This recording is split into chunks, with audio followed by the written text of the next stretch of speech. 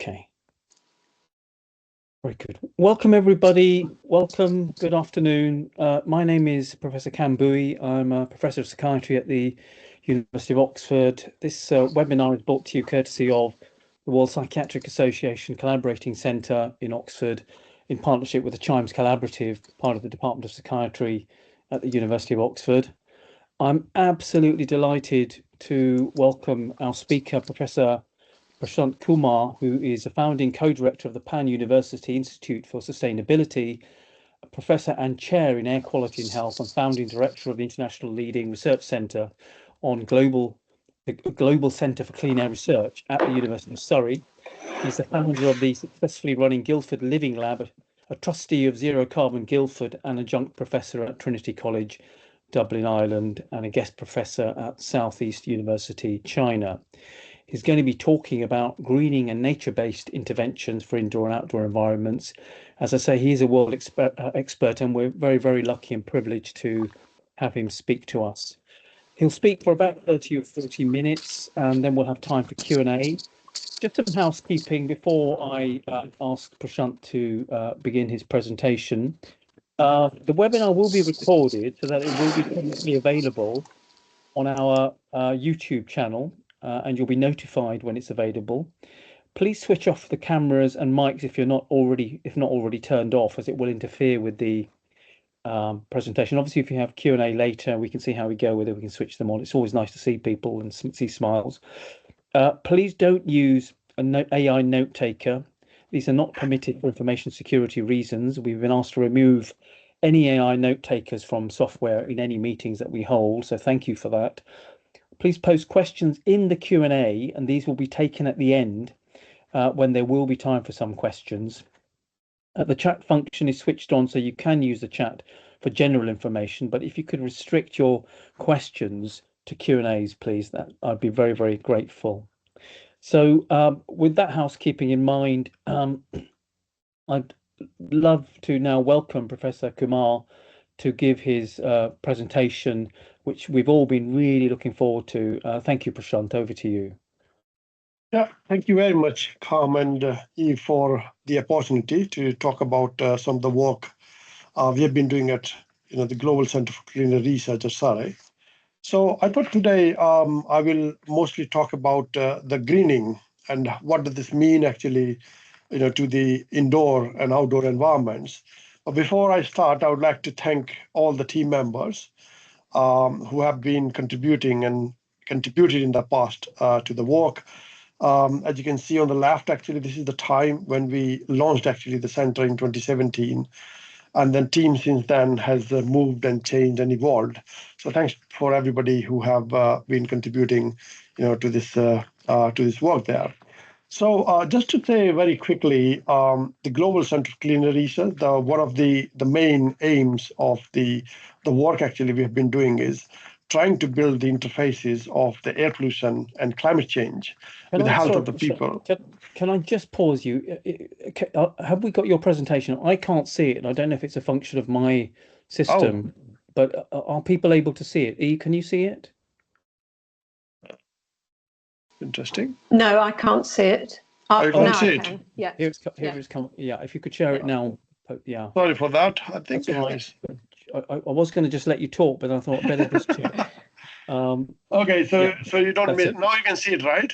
Yeah, yes. Brilliant. Thank you. Okay, so that was my first slide, and that's about the center I was talking about, and this is what I was here. So the work we have been doing is around the pollution, emissions, and exposure. So in indoor and outdoor environments, looking into the interfaces of the pollution with the health. There's quite a lot of work around the low-cost sensing, which is one of the key areas of research, and the nature-based solutions. So one of the things which I'm really proud of is we run Guildford Living Lab. So this is basically a platform where we work with the local community to co-design solutions for air pollution and climate change. So I'm going to give some of the examples of the work we have been doing there. So there are a number of projects which currently have been involved. Some of them I've been leading, like the GP4 estates, which is the greening prescription for urban estates, greening micro network plus, and the reclaim network plus. So I'm going to talk a little bit about some of this work, which is more focused around the indoor greening and outdoor greening and how it can help with the climate resilience. But then there is quite a lot of work around the indoor air pollution, outdoor air pollution, looking into the airborne infection in in schools and ships and other places there.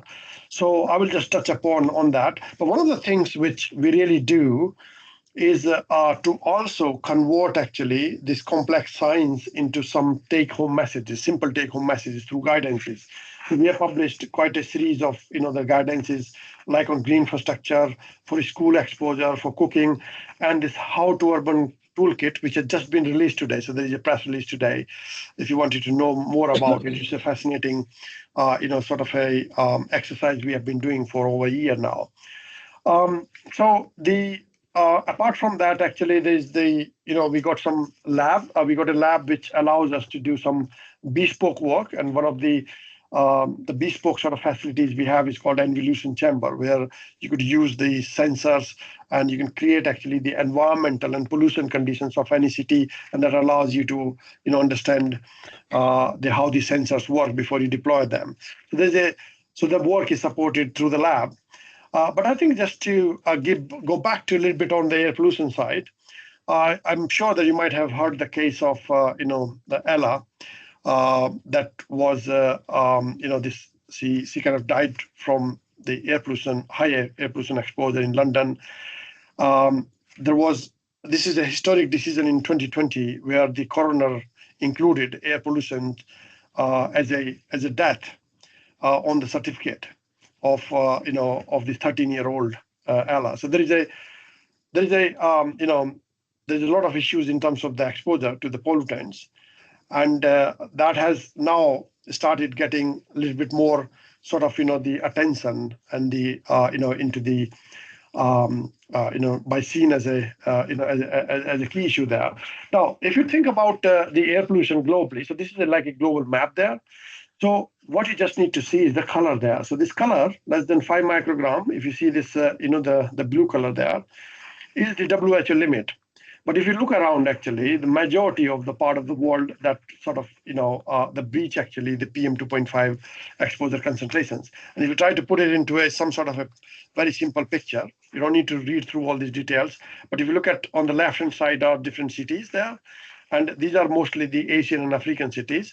And on the right-hand side, these are the European and the US cities there. But you see that most of these cities, basically, they do not meet actually the air quality standards. So what does this mean? That means that the air we breathe is not the same actually at all the places. And it's not just, the challenge for one city, it's a city for, everyone. But then what's outside doesn't stay outside. It's also find its way indoors. So it becomes quite important to also understand then what are the things which are happening in the interface of the indoor-outdoor sort of concentrations. And interestingly enough, we are the same people, right? So if you look around the regulations, let's say for PM 2.5, India has 40, China 35, European, the union that you can see around 25. So you can see like a very different sort of, the level of, the exposure limits which has been set. But obviously they are also depending on the technology of the vehicle, the fuel types and so on. So but if you think around the population actually, so in terms of India and China, they almost make up like almost, the 3 billion population.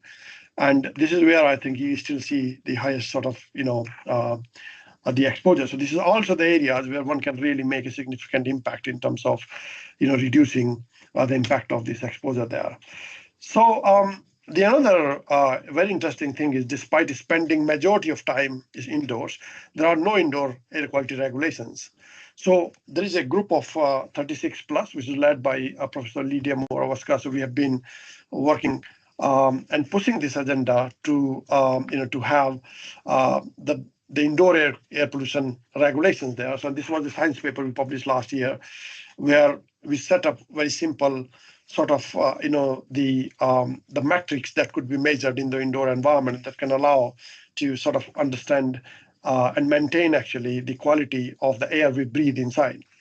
Now, in our case, we have been quite actively working on the indoor environment, understanding the exposure in classrooms, cruise ships, rail, underground restaurants, the kitchen, homes. So we have carried out like a huge amount of work actually in this particular area to understand the exposure, what is the variability, what are the factors. But today I'm not going to talk about it, but there is a lot more work if you're interested. If you go under the GCARE under publications, then you can find out what are the work actually in there.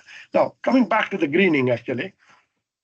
So I think we all love the trees basically, and there are all over the place. You will see in different cities there, and this is very much acknowledged, by our government policies. So, for example, the Natural England's Green Infrastructure Framework that suggests to increase the amount of green cover to 40% in urban residential areas. So that's sort of a target actually there. But that also means that there is a lot more needed to be done in terms of understanding that what and where you should put actually the green infrastructure. And then I'm not sure whether you looked around this news article that came in July 2024 last year, where it says Londoners should be charged for paving gardens. What does this mean? That if you have your garden and if you are paving them with concrete, then they should possibly be charged. The reason being that because this traps heat, and on the hot days, it really contribute to the overheating of the area, and that could have several sort of the impact on the health. Now, one of the challenges usually people have is that if you could not pave it, but at the same time you should know actually what you should be able to do in terms of putting the green blue infrastructure. So there is still quite a lot of gap exist, and this is where one of the projects I will talk about later on is called GP Forestry comes in. But what you see usually is this green infrastructure in different shapes and forms. So you can have trees, parks, gardens, urban green spaces, and there's quite a lot of new sort of the categories which are entering into it. It's called living pillars. So you might have seen these pillars where you can have these are the electric poles basically in general, but then you can have the greening around it and can have some habitat for the the bees and other sort of the birds and so on. So to bring biodiversity to the areas. So in a sense that you can have the green infrastructure that could be in various forms. They provide multi benefits, but they are usually looked in isolation. So what happens then if you talk about the controlling, let's say, the exposure there? So you can think of the two major ways. One is active control. So what you're doing is you try to control at the source itself. So for example, if you got a traffic, the transport emissions, if you control on the tailpipe, then that means that that's called the source control. The other one is the receptor. So when things happens, what you do on the onto the receptor itself, like the face mask is a good example of it. But then there is something in between. This is called the passive solutions, like the green barriers. And there is quite a bit of work actually I'm going to present about it, so what these green barriers could help in terms of reducing the exposure. But if you think on a bigger picture, what does, let's say, the urban greening do? And you think from the perspective of, let's say, if I have the plants that allows actually the surfaces, the pollutants could deposit on it. So it helps basically reducing the pollutants. It always attracts actually the green space, attracts the physical activity and the people there. And if you strategically place actually these around the roadside, then you can also have the downwind sort of pollution exposure there. But then urban cooling is another aspect. So if you have a lot more trees and plants in there that can help to cool actually those areas. But then there are also sometimes unintended consequences, which usually we should not ignore. For example, some of the trees could produce pollens, and these pollens could really make things worse. For some of the people are allergic. It can also produce the BVOCs, which is called the biogenic volatile organic compounds. And if you have the NOx, which is coming out from the traffic, and in the presence of sunlight, it can create ozone, so which is a secondary pollutant. So the key take-home message from there is it's really important to choose what and where to place this green infrastructure when it comes to the implementation of it. So this is a kind of a very simple summary of what you could do and how you can sort of try to divide actually those areas. So let's say if you look at an urban area, you can divide them into two major categories. The one is the street canyons. So street canyons are the road and you got the buildings on the both side. And then you got the open road where you got the, you got the vehicles and there is no sort of, the buildings around it. So if you put a tree in, let's say, in street canyons, so depending on the aspect ratio, that could really make things worse. So it can really trap the pollutants rather than providing benefit, could provide basically the disbenefits. But if you are putting that in an open area, so you will see the green basically where you can have the improvement of it. So this was the paper we published, in 2017, and that won the Hagen-Smith Prize for 2023. This is really a good guide actually in terms of telling what are the types of green infrastructure exist, what are the implications in terms of putting them in which sort of environment there, and then a lot of it basically also appeared in this particular green infrastructure abatement guide we published some time ago, which has been quite popular and used by quite a lot of people in the councils as well as in schools. So when you have the street canyon, let's say, environment, if you go a little bit deeper in there, so what happens in this particular case, you got the air, so the air moves up, and then when the air is circulating around it, so it basically sweeps the pollution away. And that sweeping effect basically, it helps to breathe actually these street canyons. So this is what sometimes you call it the breathability of the street canyons. But what happens is then if you try to put in the trees, the big trees in it, then it can trap actually the pollutants and make things worse there. So if you have the low shrub hedges, you could still have this, the circulation of the pollutants in there. And if you have the green walls, then that doesn't affect that as well. So sometimes it's quite really important to think about what are the things which could fit well in a particular scenario when it comes to the greening. But if you come in the open road conditions, it's quite straightforward. You have basically the vehicles, you got the emissions coming through, and if there is a wind coming in, then anything which is coming out will expose to the people who are on the roadside. But if you are putting the barriers in between the source and the receptor, this is what we were discussing earlier, then you see basically a lot more impact in terms of the reduction of the pollutants. So having those, sort of barriers actually in between, they could sometimes help as a natural filtering system to delay actually to reach the fresh emissions to the people, but at the same time diluting and some of it being deposited on the surfaces to reduce the exposure to the people who are walking along roadside. Now, if you think about the street canyons, you can divide them into three different categories.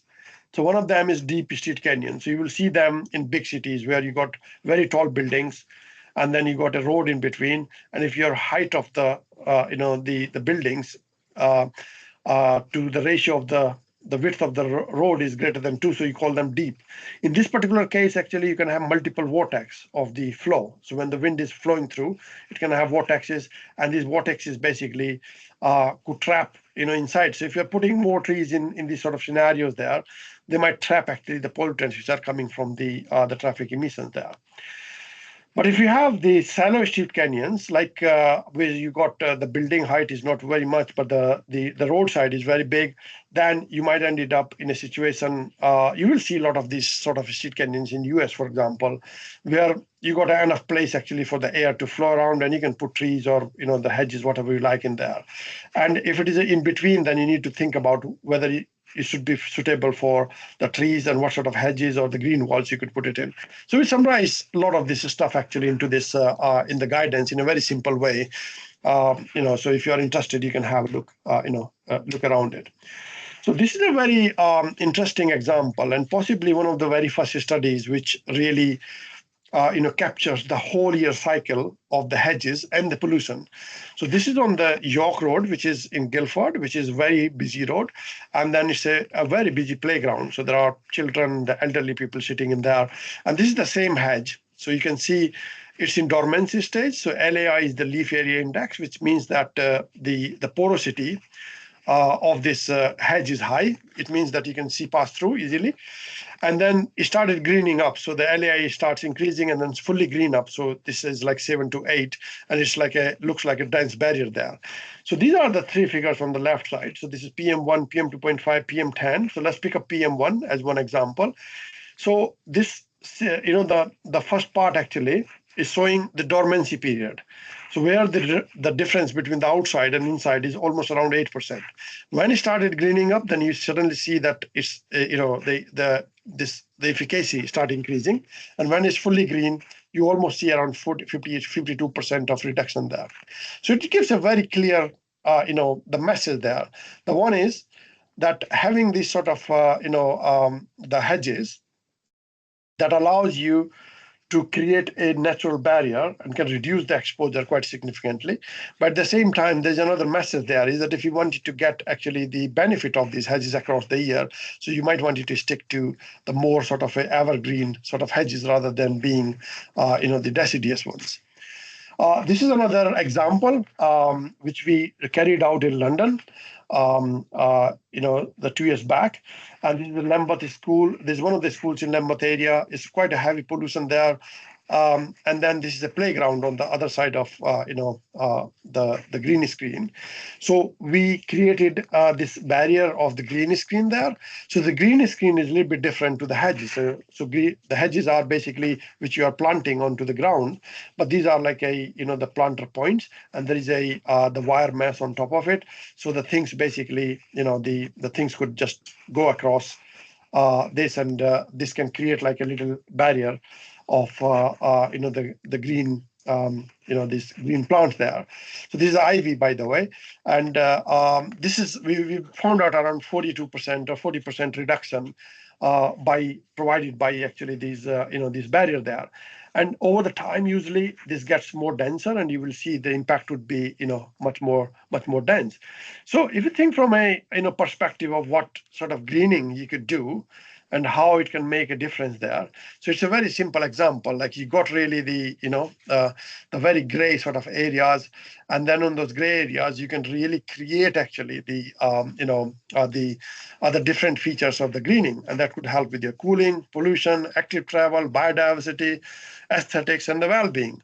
So this was basically one of the ideas we had, and then this led to this Reclaim Network Plus. So whether we can have some holistic assessment of the green-blue infrastructure in cities and how we can embed it. So the Reclaim is basically a GCARE funded Network Plus, which is still running until February.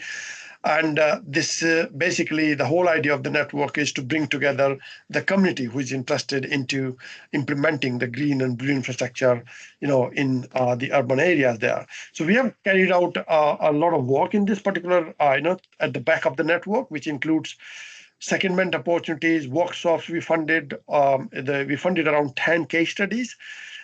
Which has created actually the very nice sort of the work around the green and blue infrastructure, the projects, and all of them are documented on the Reclaim Network website, where you can see the nice videos around them. We run the webinar series, which is running continuously for over 42 webinars we have delivered so far, if I remember correctly, without missing actually in the last 42 months. And there has been a lot actually more which is going on. So we had our conferences. This has been quite multidisciplinary. One of the highlights of these conferences usually have been that there has been a huge community of non-academic, the people who comes from, let's say, from the businesses, from the charities, from councils, the individuals, apart from obviously the academic sort of community there. So this has been a fantastic sort of opportunity to do a lot more work in this particular area, but also build the community of researchers and the non-academics who are interested in this particular area, while supporting a lot of exchanges as well. So there's been a number of the young researchers who wants to work with the councils or with the other places. So there is a significant amount of activity. I'm not going to go into detail, but if you can go onto the Reclaim Network Plus, you can see a lot of these activities and the opportunities actually to engage with the network there. So as I said, we got around 740 members, if I remember correctly, from over 45 countries representing. So it was supposed to be the UK, but as you can understand now from the members base itself, that it has been quite a popular topic, and it's quite relevant actually to the countries outside the UK. And majority of the people, obviously, we have from the academia, but then there's colleagues coming from charities, consultancy services, local governments, and they have got their wider interest in terms of the trees, planting, health and well-being, and so on. So it's been a fascinating project, which not only build this community, but we also led actually quite a few, the large sort of, the initiatives. And one of those initiatives was having a synthesis series of the reviews. So one of the reviews in the very beginning we did was around the urban overheating and how does the green infrastructure affect it. And one of the key things of this review was that we categorized actually these green infrastructure types into 51 different categories. So as you can see them, written underneath these, these headings there. And then they were basically across the 10 main categories there. Now, this worm basically shows that how the temperature, the mitigation from this different type of, these greening features could help in cities. But one of the interesting thing to see from this figure is also, if you look around this golden, these words, these are the ones actually where we find the literature. So in fact, majority of the places, we could not find actually the literature there. So that also tells you one story. That is that a lot of the greening work which happens, a lot of time actually is more on the expert judgment rather than being on the, on the evidence base. This has been quite a nice paper actually. So where, the Professor Bhui was involved, and there was a lot of other colleagues who were involved across the UK and internationally. It has been quite popular with the UN, DRR, the World Economic Forum using actually this to promote, some of these activities. Then we carried forward the theme, and this time around we looked around the green-blue infrastructure for pollution mitigation, air pollution mitigation, and we looked into the different type of this, all 51 different types. And then we try to understand actually where the literature exists and where it doesn't. And what we found was there are still, air pollution is quite a widespread studied topic. But if you see the golden, the words in this particular category are the ones where we don't have any data at the moment. So in a way that there is a lot of gap exist in the data. A lot of the work we are seeing, which has been put around, is talking about how things looks good actually aesthetically, rather really understanding actually what sort of value they could provide. So if you're a researcher and interested in this particular area, there are a number of these areas. I think they are quite quite open actually for research, where the better understanding or some data is needed to be developed. Now, this is just fresh off the press. So this just came in yesterday itself. There was this paper in the final form. I have a pleasure of leading around 86 collaborators across 11 countries. And the whole idea there was then to understand what are the overlooked considerations in prescribing green and blue infrastructure solutions for urban environments. So what are the barriers basically, which are usually not considered in detail, but they are really hindering the implementation. So we looked around 21 of these barriers there, and they were done across four the domains. So we understand about the environmental, social, cultural, and policy and governance domain. And we came up with 12 actionable recommendations.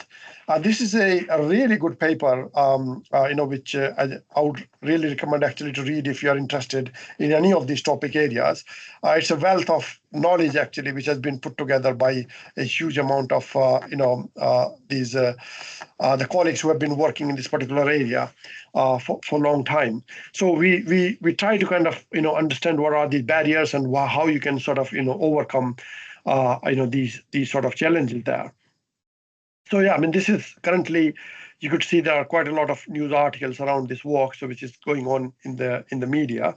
But if you just think about a little bit, the bigger perspective, so in terms of the social barriers, you can think about environmental injustice and the GBA decision making. So how does environmental injustice kind of play a role? Cultural perspectives are really a bigger thing. Social adoption, safety and security. So sometimes it's not just about putting things in, it's also about what will be the implications of those things in there. The same way, there are loads of the issues in terms of the economics. So one of the biggest challenge you always see is the cost benefit analysis. So we mostly you will see that the benefits actually are sort of underestimated, in a sense that there are a lot more you could do, because some of the stuff, let's say on the social areas, on the environmental areas, you can't really put a pound value on it. So, this was a really a good exercise to understand the different perspectives and then come up with some sort of recommendations what it could do. So, just following on Reclaim, one of the things which I was mentioning today. So there is a press release which has just come out today. So one of the suggestions by the advisory board that came to us was that, look, we have the councillors, local authorities, and the officers. So one of the things we really require in this particular domain is what would be the simple sort of communication strategy to the people, so that could really be explained and used by the councils in terms of explaining and implementing some of these measures there. So you can see the list of co-authors there, which come from the variety of councils across the UK, but some of the academics involved in there as well. And this has been a fascinating journey to co-design this activity and this guidance over the last, let's say, year. And what it basically includes is, it has got the 6 fact sheets inside it. So the fact sheet, each fact sheet basically talks about the challenges and what are the opportunities and the solutions to it. So it starts with the urban greening for air pollution, for flood mitigation, for health and well-being, heat mitigation, noise, and storing carbon, and then summarizes with some of these key take-home simple messages there. So I think it will be quite an interesting document, which is written in a public-facing language, to have a look if you are interested in in this particular sort of area. But if you are representing any councils or any the authorities, local authorities, please do get in touch, and we'll be really happy to work with you to see how we can sort of take this forward, or how we can work together to to take this forward in your council area. Now, I'm just talking a little bit about now how the community could really help to co-design some of the solutions, and they can sort of the co-own them. So I've been quite active in going to the schools, to the council offices, to so on the top left side is our previous MP. We designed a tool which is a nice program. It's called Heat Cool. So it's like a fun learning program. So what it basically does is, you got the iPad, which is attached with the cameras, and the children can really play around it. And the whole idea there is to bring the climate literacy among them, so that they can understand what is happening around them, what is it which is trapping the heat, what is it which is making the environment cooler, what they could do actually to improve the their environment there. And then we also created a tool which is called HedgeDate. So the HedgeDate is not really a dating app, but it's basically a tool which can allow you to design your own hedges. So in fact, if you are interested, you Google it, you put some numbers in there, it will tell you that how big your hedge could be, what sort of air pollution reduction it will have, what sort of what do you call them, the sort of species you might want it to put it in. So it allows you to choose different species there. So the Guildford Living Lab basically that was established on the back of the iScape Living Lab, which was a project which started in 2017. And the whole idea of the Living Lab concept has been just reversing the process. So as an academics, what we usually do, we first do the work, create some fantastic research, and then give it to the colleagues or to the people or the policymakers to use it.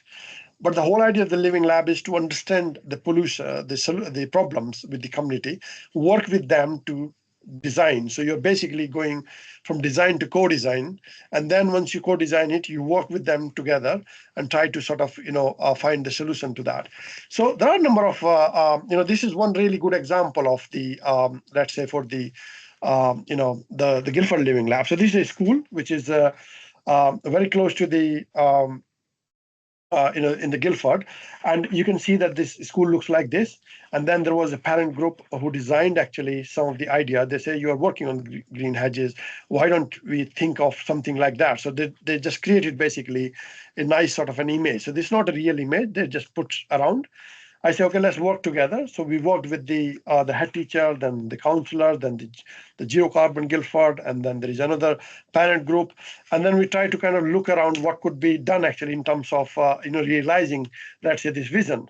So we managed to find some resources, and then created one of those case studies there. So this case studies included basically creating actually the green screen around this particular the area there, and then having the first living gate in the UK. So that gate basically has got the plants which are put by the children. It has got an automatic irrigation system. It opens up. The gate is fully functional. And in fact, if you go around the Central Primary School on the York Road, if you're passing through, have a look. This looks even more beautiful now at the moment. And what we did is on the back of it, we did the assessment, so we could understand actually what are the impacts. So, for example, what we found actually, the one thing which we were told that, by the way, since you have put this, the green screen, the green gate there, the noise levels in the classrooms dropped significantly, and we found almost 5 decibels of difference. And obviously, then the impact on the PM 2.5 and the PM 10 was quite prominent as well, because what it was doing is you got a very busy road on this left side, and then this gate was acting like a tunnel. So it's like sucking the emissions and going actually to the classrooms and to that particular area. So this has been a fantastic case study, and there is a little video, but I'm not sure I've got time actually to play that, but I'm happy to share the link of that video, which explains actually what has been done in a very simple ways, and what are the take-home messages and how it can be implemented. So there has been, these sort of case studies we have created actually to, for people to follow, or some other schools to follow, the sort of, the implementation we have done here. I think I'm gonna leave that actually there. This climate literacy program I was talking about has been quite popular in a sense that we have done for around 1,000 children so far, and in different schools. So there were some schools in London, there are some schools in Guildford area, and it's really been an engaging journey, as you can see from the tweets as well, where children have been sort of enjoying, and they have really been seeing what's happening, and then try to understand about the climate change. And it's quite fascinating. So what we are doing currently is trying to look for some support so we can replicate, we can possibly create actually the platform which can allow us to roll out across the UK and internationally. So rather than doing more manual, so the manual work is still remain, but we could possibly do, through a platform where it can be more widespread. And then obviously all this data and the methods have been published, in this particular paper. So that basically shows that the effectiveness of these programs. And one of the key things we found was that almost 80% of the children who participated in the program, their understanding about the climate change improved. So what we have done is we designed it in such a way that we can also assess the impact of this program before and after, the sessions we have been doing. So it's quite an interesting sort of, the way there. So now, before I how much time do I have, come? We're at 40 minutes now, so if you begin to round up maybe in the next 3 minutes or so. Okay, perfect. So I'll just give a very, the top overview of the GP Forest Streets project. So this is a project which is looking into how you can transform your front gardens, back gardens, balconies, and streets. So the whole idea is to create those DIY solutions. So this is a project which I have a pleasure of leading it, but it's funded by the UKRI, by the NERC there. So we are doing quite a lot of work around the case studies and the modeling and the monitoring. But the one key thing we are doing around this work is creating a tool, which is called the GP Forestry tool. And that allows basically to, to make you the decision in terms of what you could include, and then also gives you basically the idea of what sort of benefits, if any, green or green infrastructure you put around your home in terms of the environmental, the benefits, as well as the DIY. So how you can do it by yourself.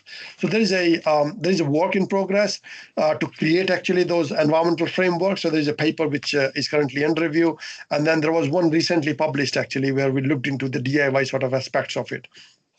So this is a work in progress, possibly something to talk about, in the next sort of presentation there. The one last thing I would like to touch upon is the GREENIN Micro Network Plus. So Professor Bhui and myself We are the leads on this network. This is a quite a niche network, actually, which talks about the indoor greening. I mean, we have loads of plants sometimes in sites, but we never know actually what are these plants doing, how are they interacting, how are they influencing the microclimate. We know that the plants are good and they look nicely from the aesthetic point of view. So the whole idea of this, of this network has been to create a community and build an understanding about the other plants and how they could help. So this is basically led by Surrey, and then we got partners from Canfield, UKCH, Bath, Oxford, and York. And this is a network which is, we launched in October. So I would welcome all of you to join if you are interested in the indoor greening.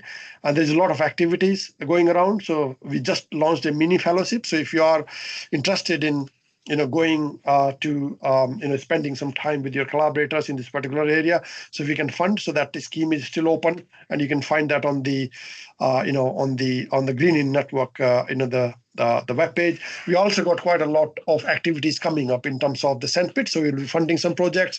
If you have got some brilliant ideas around it, please let us know, and we'll be happy to support. There's a webinar series which will be running. If you are interested in talking to this audience, we'll be very happy to sort of do that. And we are running these rapid reviews, which will look around the IEQ and air purification, IEQ monitoring and modeling, health and well-being, and optimization. So there is quite a lot of work currently in progress in there. So, and one of the one of the pieces we just finished was looking into the 10 questions around it. So what are the benefits in terms of the equity, health, and ecological? And this is a paper which is under review. So I'm not going to go into detail, but what we try to do is the same way what we did for outdoors. We try to kind of characterize actually what are the indoor plants, what could be the categories, and so on. So this is a work actually which is in there, and come up with some sort of a very simple framework, which is still under review, but we can talk about it in more detail. But the one key idea there is that there is very little evidence actually, and very little confidence when we talk about the positive impact of the greening. And if you want to be a member, so here is the link basically, you can become a member of it. I think I will just finish there, just by saying that collaboration and multidisciplinarity is key if you wanted to take forward all this work together. So thank you. Thank you very much, Prashant. So that was a really comprehensive account, moving right from sensory devices and measuring levels of pollution in the environment at multiple levels, right through to engaging policymakers, young people, commissioners in processes to implement, and critically to generate an evidence-based approach, although you point out, and there might be questions on that, and if not, I'll bring those to you in a moment, around how difficult it is to make judgments on the evidence to actually implement any particular intervention when things are moving so quickly all the way. Just remind people as well, of course, we in the World Psychiatric Association, in our Centre for Mental Health, Department of Psychiatry at Oxford, we obviously are interested in mental health and physical health and multimorbidity, and the bit that we haven't got into here is the mechanism by which air pollution, high temperatures lead to poor health, although it's in one of the fact sheets that Prashant has outlined. And so there is a clear process through which health is affected, and what we're trying to do with this sort of work is to think about urban environments, which we know are really strongly associated with poor health, and thinking about prevention. And for psychiatry, psychology, and mental health care generally, prevention may seem slightly peculiar to many people who are used to working in hospital settings or crisis services, but that is the way forward, because we just don't have sufficient resources and never will have to continue to meet the needs of people developing poor health. And so preventing is the only way forward, and particularly reducing the impact of poor health. I just wanted to sort of frame some of the work that Prashant has been presenting, a very comprehensive account. Now, any Q&A questions that have come up, I can't see any on mine, but I'm aware that sometimes the various firewalls that we have to contend with appear not to work. Eve, is there anything in your Q&A? No, I can't see anything at the moment, but I can unmute everybody if people would like to raise their hands instead. Okay, all right. So I'll do that now. Why don't you do that? And if people did want to speak and ask their question, they could do. But maybe I'll start off and use chair's privilege. So Prashant, I mean, that's just an amazing amount of work, and I particularly like your co-design process and your living labs at the end. I mean, this is moving so quickly, and I guess how easy is it to make judgments about for which interventions there's sufficient evidence to implement now versus for which interventions you kind of think it's right, but you're not sure, and people are willing to do it, and that's a difficult judgment to make. But essentially, councils and the public want to know what to do a lot of the time, and it's left to professionals and experts to make some sort of judgment. And politicians have different sorts of judgment as well about these things. So I just wonder how difficult that space is, and whether you've got any advice, but also how you've navigated that. I think it's a really good question. I mean, there are like sort of, I mean, there are two approaches in there. The one is that sometimes when you're talking to the community, so they can always come up with what are the, let's say, the challenges they are seeing. They might have some of their ideas, but then what you do is, because you don't want to enforce your own ideas, so you can present a suite of, the possibilities actually, to them, and have some sort of discussions around them.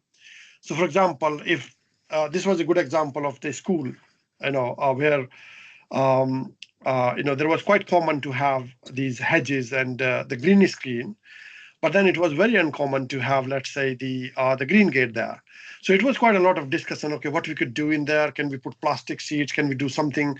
So there is the good thing these days is that our sort of communities, the local communities, are becoming very aware of the science, thanks to the social media and a lot of other the activities which are happening around by the charities to make them aware. So it is challenging, but then what you do is you try to put the pros and cons to them and say, by the way, this is what might work, this might not work. But then at the end of the day, you need to test them. You need to see what works, what doesn't work. So it is very difficult. And the best approach actually is to be more collaborative in the thinking, and then try to understand their perspective and try to come up with some suggestions and see, whether they would work. I mean, for example, for the green gate, we always think in the beginning, that was in my mind actually there, that, okay, we can put this thing in, but really, will this go on longer? How will we maintain it? Whether the plants will remain there? How will that look actually? Let's say the plant's gone. So that was the doubts actually in my mind, when we were submitting this, we were doing this work. But at the same time, if you don't try it, and you don't know. And now, if you go there and you see the gate is flourishing like anything, you love it actually when you see it. So sometimes I think those doubts remain, but I think we have to possibly, think rationally and take the decisions what works best in that particular scenario. Be willing to try, yeah. So we've got one question from Peter Coventry. Yeah, thanks, Cam, thanks, Prashant, for that excellent presentation. I've just got a question that kind of builds off the back of Cam's, because if we conceive of these interventions and innovations as essentially contributing to public health, we know that it can be very difficult to evidence public health innovations that are often place-based. So I just wondered whether you had a reflection on how we generalise and scale interventions of this kind from city to city, especially when cities vary in terms of their urban configuration, and how do we use the evidence to make judicious decisions about scarce resources? Because of course, for one city you might be trying to mitigate heat, for another it might be flooding or surface runoff, and for some cities internationally especially, it might be trying to improve drought resilience. And these interventions can't do all of those things. So I just wondered whether you had a sense of how we go from micro level sort of impact to scalable, broader evidence-based public health benefits. Yeah, Peter, thank you for the question. I think it's a very good question. Just to divide this question into a couple of the smaller pieces. So the first thing about whether in a way that whether they are generic enough to apply to from one place to another. You are right, actually, sometimes one size doesn't fit all. So, for example, if you try to take, some of these interventions around the hedges and all into a very different climate, then that might not work actually there. So, what is really important in those particular cases to understand actually the local conditions as well, right? So, what are the local climatic conditions? And when it comes to the greening, it's always advisable to stick with the native sort of plants because they got the more sort of, the better opportunity to survive in the harsh conditions and thrive actually in that native environment there. But some of the features are quite generic. So, for example, the green screen, the thing. So we tested it in different environments, let's say in London, in Guildford, in different schools, and then you see almost the similar sort of results there. So in a way that if you're talking about the school periphery and you're talking about the hedges and the green screens, and if this is a busy road actually there, they are going to walk actually. So that general ability has been established by repeating actually those case studies in several places there. The same case I think we can see with the let's say with the green gates as well. So in a way that we should not take the decisions which are simply considering that it's working here, so it will work there. So we need to also consider what are the local conditions to make the most efficient sort of the impact of these these things. Now, when you're talking about the upscaling in terms like the bigger scale, so scientifically this is what we have been doing in the GP forestries as well. So what you do is then you can set up the models that can allow you basically to upscale and understand the impact of it. So that is possible there.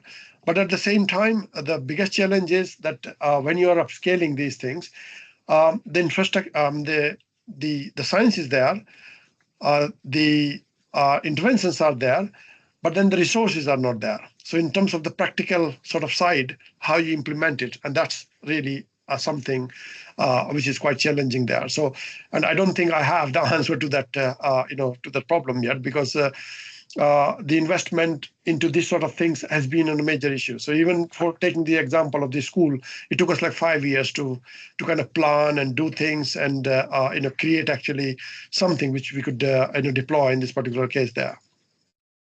Sorry, what was the last bit you said? I think I missed that bit.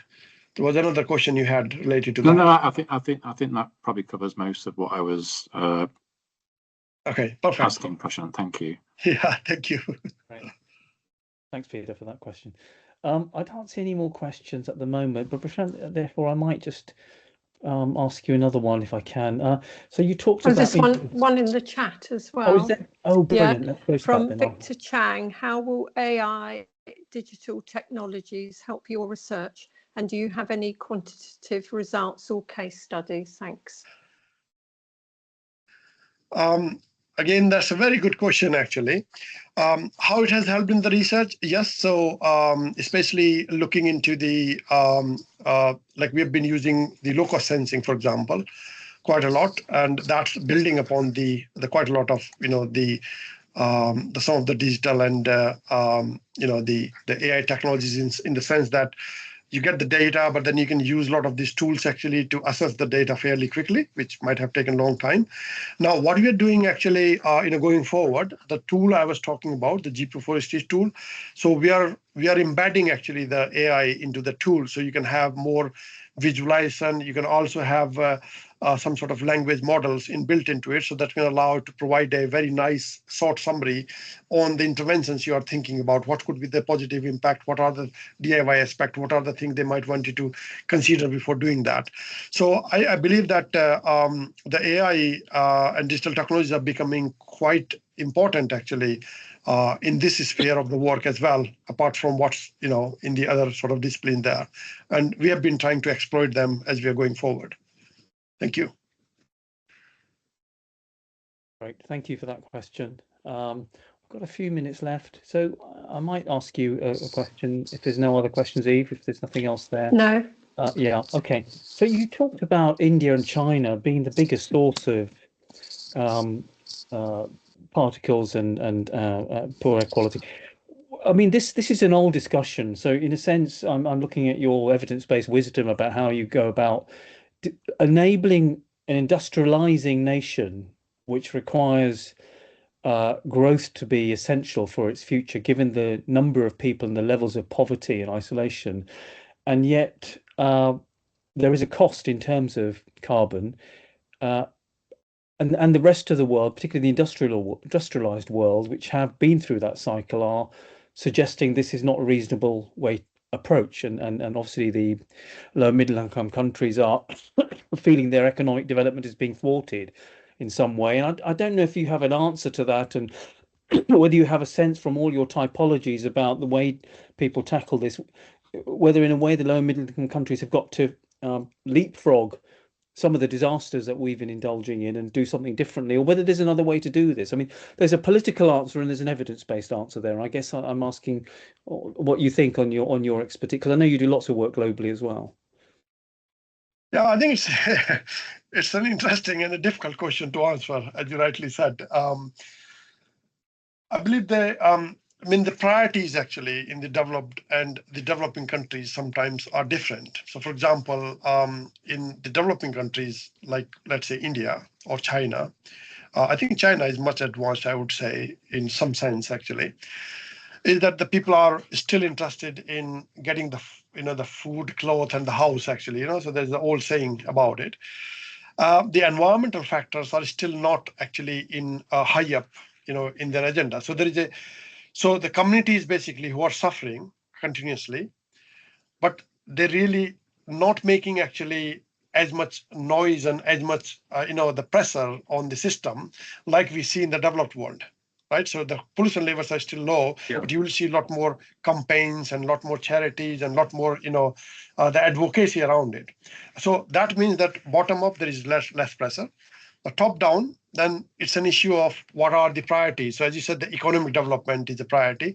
So if you wanted to bring in the industries, then the problem with that is that comes with as a package is the pollution there, right? So, and then the technology makes a big difference as well. So like if you look around the emission standards across, let's say that part of the world, in developed world, we are going Euro 6 and Euro 7 moving ahead, but then it's still actually, if you compare those standards, are very low. The technology of the vehicles makes a difference as well. So lots of vehicles still running on the diesel. The fuel type is, still having a lot more, the sulfur contents and not very clean actually, as you can think about. And this all sort of adds up. Then the infrastructure comes in as well. The roads, for example, the quality of the roads. And then when you are running the vehicles there, so it adds up in terms of the resuspension, but also producing more emissions there. So I think it adds up there. So there is the conditions are there.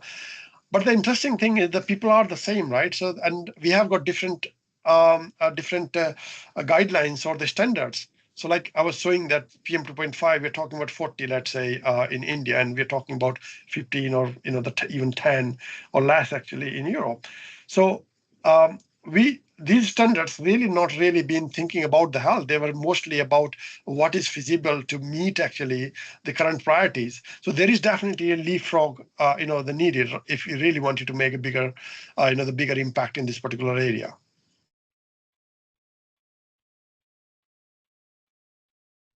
I think you're mute. I'll keep doing that. Thank you for that. That was a really clear answer to a difficult question.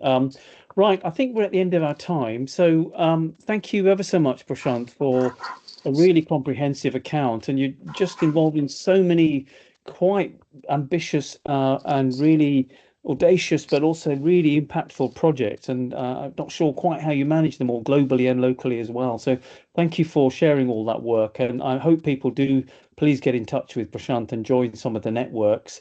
I'd like to thank also Eve Rogers for organising this seminar and a seminar series. And Eve's been outstanding in helping us coordinate. Thank you to all of you for joining and listening and for asking questions. Thank you to Rasheen also, who's been helping organise the seminar series, and to colleagues in the World Psychiatric Association who also sponsor this work. So thank you very much. Good afternoon, and have a lovely weekend. And if we don't see you, have a wonderful Christmas and New Year, all of you. We'll be in touch soon in the new year with a further session. Bye for now. Thank you. Bye. Bye.